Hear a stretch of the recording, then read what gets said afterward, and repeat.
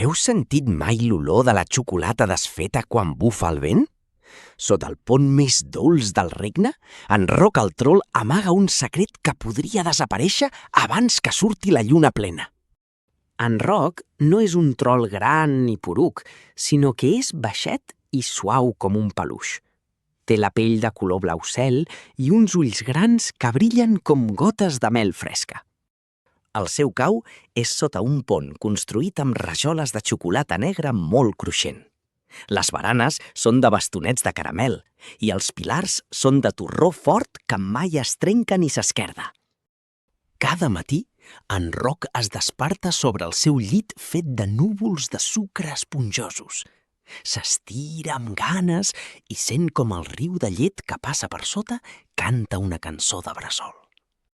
Però aquell dia feia una calor molt estranya. El sol de caramels brillava més fort que mai i l'aire semblava un forn calent que feia suar fins i tot les pedres de gominola.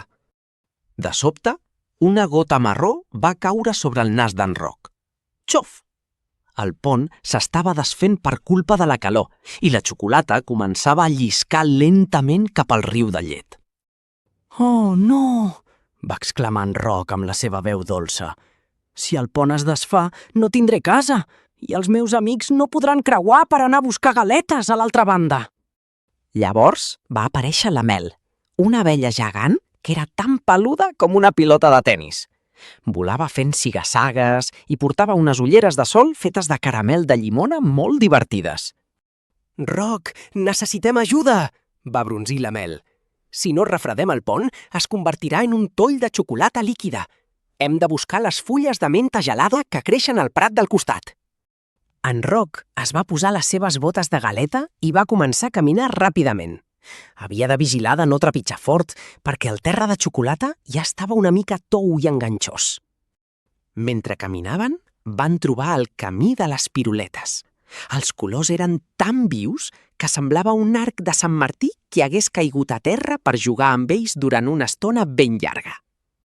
Finalment van arribar al prat de la menta. L'olor era tan fresca que els va fer pessigolles al nas.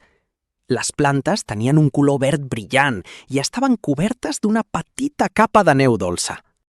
Allà vivien les papallones de sucre, que tenien ales de color maragda. Volaven al voltant de les fulles de menta, fent que l'aire fos fresc i deliciós com un gelat en un dia d'estiu.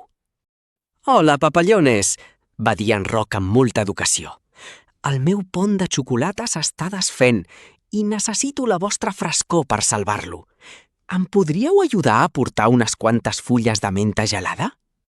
Les papallones, que eren molt amables, van moure les ales amb força. De sobte, un ventet fresc va començar a bufar i les fulles de menta es van enlairar com si fossin petits paracaigudes verds.